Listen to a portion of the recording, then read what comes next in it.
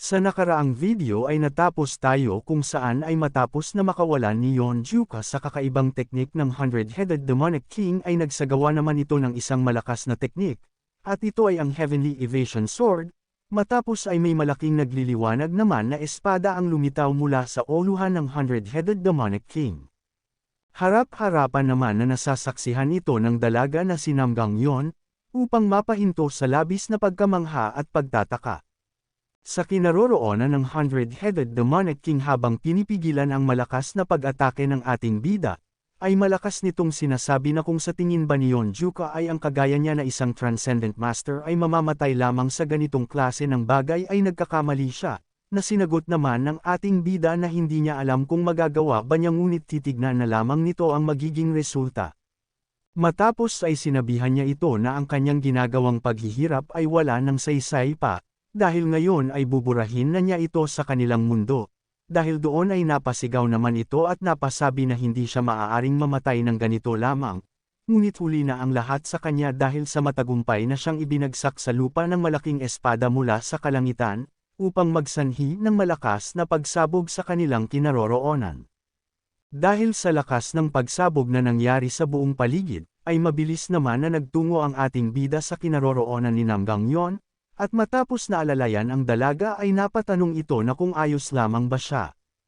Agad siyang nanghingi ng paumanhin sa nangyari dahil sa ito ang unang beses niyang ginamit ang martial arts na iyon, kaya naman ay hindi niya magawang makontrol ang kanyang lakas, ngunit nginitian lamang siya nito bilang pagtugon.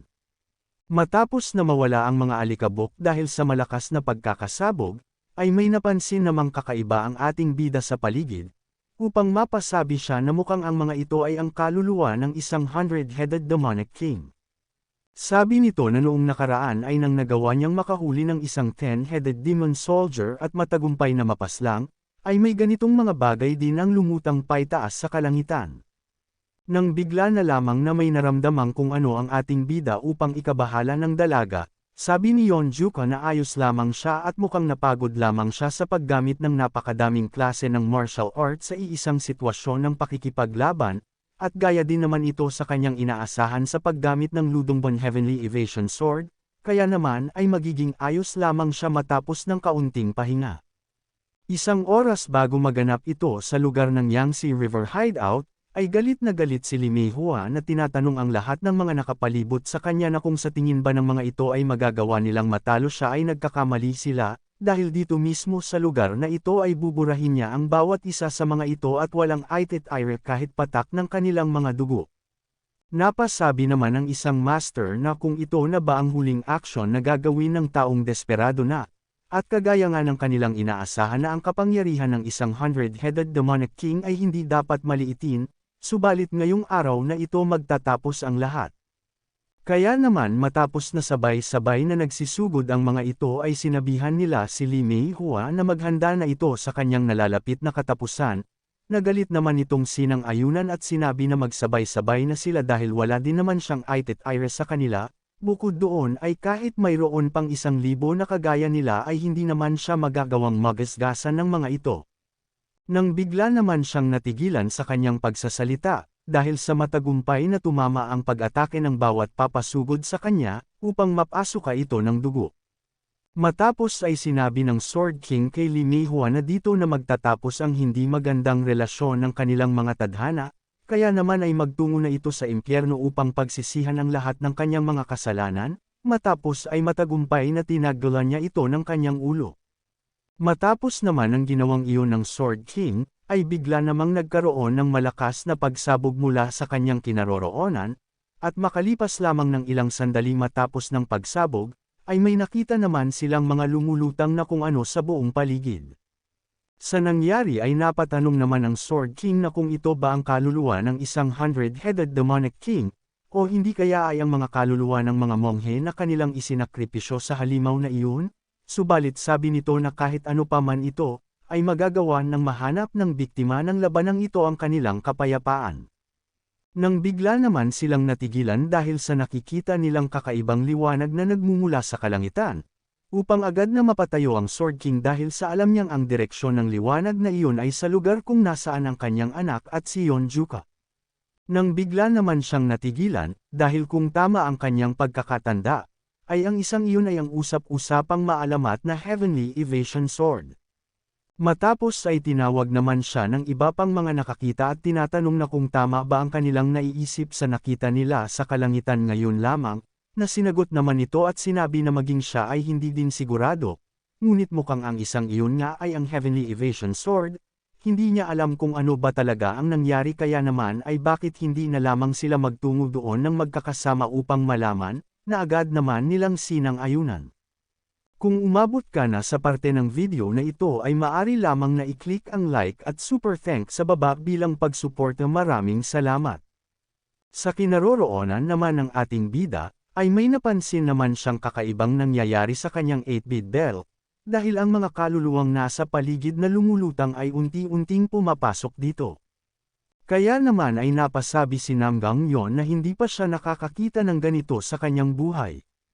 At hindi din niya narinig ang patungkol sa 8-bit bell na may kakayahan palang manguha ng mga kaluluwa. Dahil doon ay sinabi ng ating bida na maging siya ay hindi din sigurado.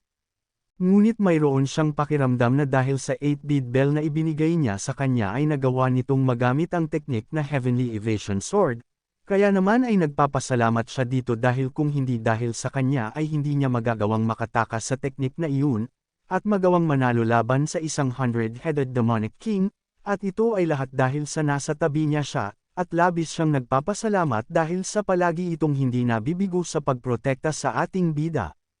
Matapos naman na mapangiti ni Namgang Yon sa kanya, ay bigla naman siyang niyakap nito, na labis niyang ikinabigla. Matapos ay sinabi ni Namgang Yon kay Yeonjuko na ipinangako niya, na mula sa nakaraan, ngayong kasalukuyan, at sa kanyang buong buhay, ay gagawin nito ang lahat upang magawa na maprotektahan siya. Na agad naman na sinagot ng ating bida, at sinabi na maging siya ay nangangako din, na palagi lamang nasa tabi nito habang buhay. Habang nagaganap naman ang madamdaming tagpo sa pagitan ng ating bida at ng dalagang si Namgang Yon, ay sa itaas ay masayang inasar ng Shattering Heavens Demon Lord ang ama nito na si Sword King na ang nakikita nila ay purong pagmamahal sa pagitan ng dalawa, at sa tingin niya ay malapit na siyang magsagawa ng isang kasalan sa pagitan ng mga ito. Nagalit naman na sinagot ng Sword King na matagal pa ang patungkol doon at bakit naman sila magpapakasal kung hindi pa nakukuha ng mga ito ang kanyang permiso. Muli naman siyang inasar ng Shattering Heavens Demon Lord na kung anong permiso pa ba ang sinasabi nito. Dahil kung ang mga bata ay masaya na sa kanilang nararamdaman ay bakit hindi na sila magpakasal pa. Subalit sabi nito na kung ito ang magiging kaso ay alam naman siguro niya na ang kanilang head sentinel ay magiging parte pa din ng kanilang chaos sect kahit napakasalan pa ni Yeonjuko ang kanyang anak, dahil ang isang miyembro ng kanilang bandit union, ay mananatili pa ding miyembro ng bandit union anuman ang mangyari. Napasabi naman ng Sword King na kahit na maging asawa nito si Yeonjuko o hindi ay magiging parehas pa din ang kanyang nararamdaman, at ito ay hindi pa siya handa na ibigay na lamang kaagad ang kanyang anak na si Namgang Yon. Matapos na mapatingin sa kinaroroonan ng dalawa, ay napasabi naman siya na kahit pa ganun ang kanyang nararamdaman, ay walang magulang ang makakayang hadlangan ang kasiyahan na mayroon ang kanilang mga anak. Kung nais mo na masubaybayan ang mainit-init na kabanata ay yupon lang ang notification bell pagkatapos mo na mag-subscribe.